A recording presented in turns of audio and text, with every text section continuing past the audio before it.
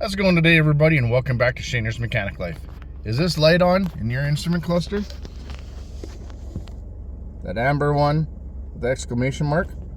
Well, that's your tire pressure monitoring warning light. Now that light comes on when your tire pressures in one or more tires get to outside a certain range, whether it be too low of a pressure or even too high of a pressure. Your tire pressures being out of range can cause multiple problems. It can cause accelerated tire wear or even affect your fuel economy. And if you drive too long with your tire pressure too low or too high, it can actually cause tire failure, something like this.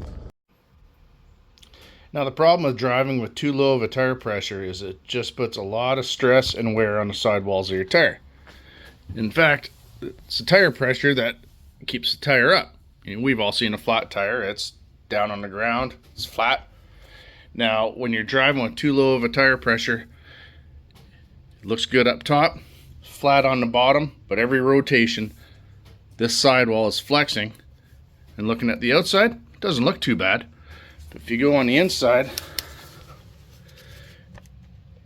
you can see the rubber is actually wearing apart just from the flex of the tire. And if you look down on the bottom, all this powder, that is bits of rubber breaking down, causing your sidewall to actually become thinner and weaker. And if you can continue driving, eventually the sidewall of that tire is going to fail and blow on you. Now, like I said earlier in the video, this tire pressure monitoring warning light generally comes on when one or more tire pressures are below the normal range or above the normal range. Now that your light's on, you may be wondering which tire is low. Some of them just have this light pop up, and others, if you go into the instrument cluster, you may be able to go to your displays and it may show, like this one, that our driver's side rear tire is below spec. Now if you're wondering, what should my tire pressures be? Well, that's an easy question to answer. Pretty much every vehicle out there, if you open up your driver's side door and look on the door jamb, you'll see a sticker like this. It'll give you your tire size and what pressures they recommend, front, rear, and also your spare. Now, I've been fooled by this in the past.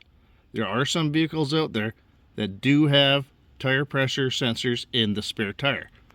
So when you check to make sure your tire pressures are to spec, always make sure your spare tire is as well, because you may have a sensor in that.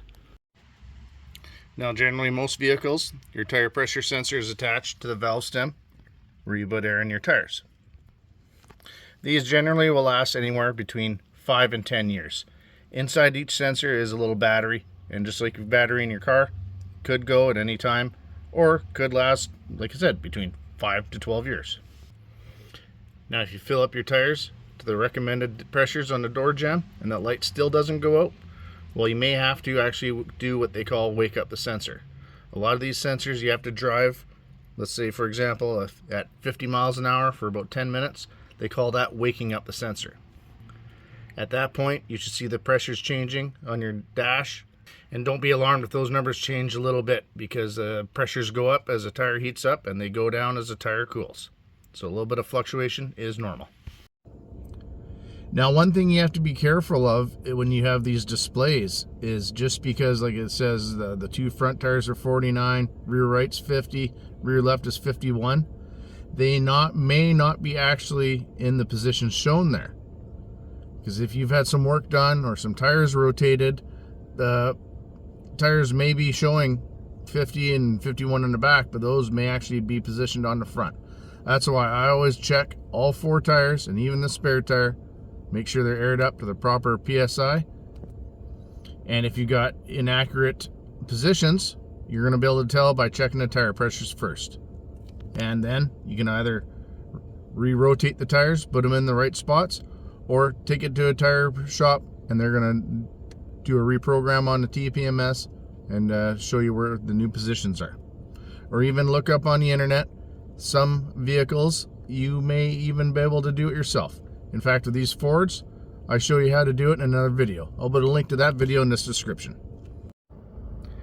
Now you may be in the situation where your tire pressure monitoring light is actually flashing. Well, in general, that means that there is a problem with one or more of the sensors, whether it's a failed battery or a communication issue. The computer in a vehicle, for some reason, isn't picking up one of the sensors. Now, that could be because of a failed battery, like I explained earlier, or what I've run into in some cases.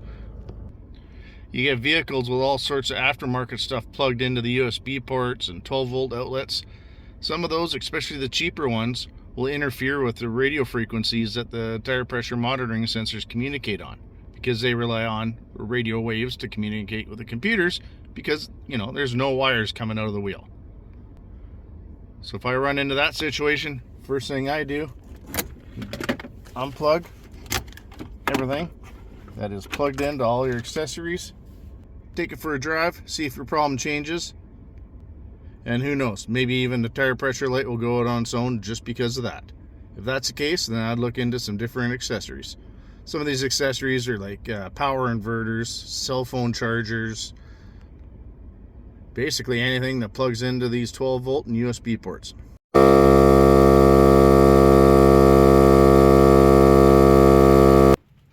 So hopefully after you fill up your tire to spec, put your cap back on, get in your vehicle, start it up.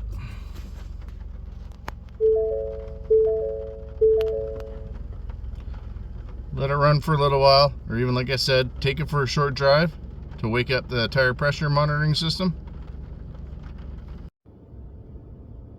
And after a short drive, after checking your tire pressures and topping them all up, generally they should be all in the same range, and your TPMS light should go off on its own. Now, if it hasn't gone off on its own, or you have a fault where, like I said, the tire pressure light is actually flashing, then you may have to be going to a tire shop to get it scanned, find out which sensor has failed, and they'll have to dismount the wheel, change the sensor, reprogram. Well, I hope you found this video helpful, entertaining, and informative, and I hope it definitely helps someone figure out the reason why their tire pressure lights are on without having to take it to a tire shop or any place else. If you liked the video, give me a thumbs up. If you want to see more like it, hit the subscribe button and notification bell in the bottom right hand corner. That way you get notified when we get new videos coming out. Well, that's it for tonight, everybody. Have a good night and keep wrenching.